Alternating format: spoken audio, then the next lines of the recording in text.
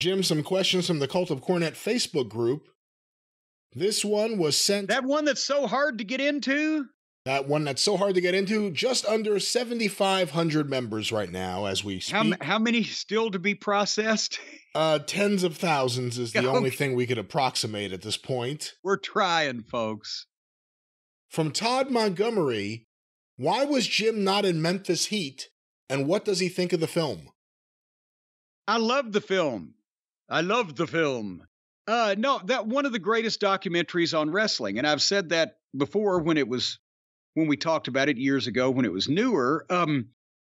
I wasn't in it. I wasn't part of. I didn't want to be in it. For one thing, nobody asked me.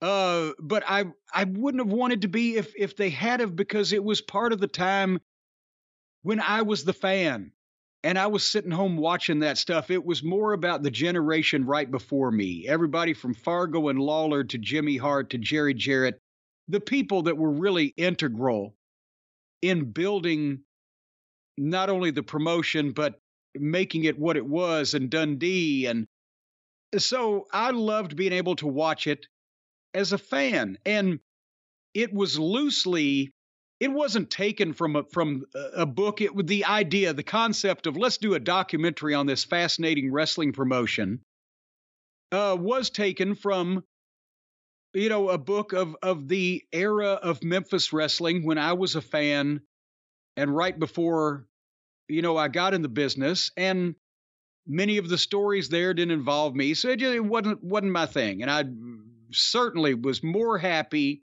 to see everybody else that was a big deal that I was a fan of talking about it instead of me saying shit I already knew. So yeah, Memphis Heat was one of the best documentaries on wrestling, on a wrestling territory ever. And no, I was not offended not to be included. They also didn't interview Lance Russell. That's the big puzzling one to me.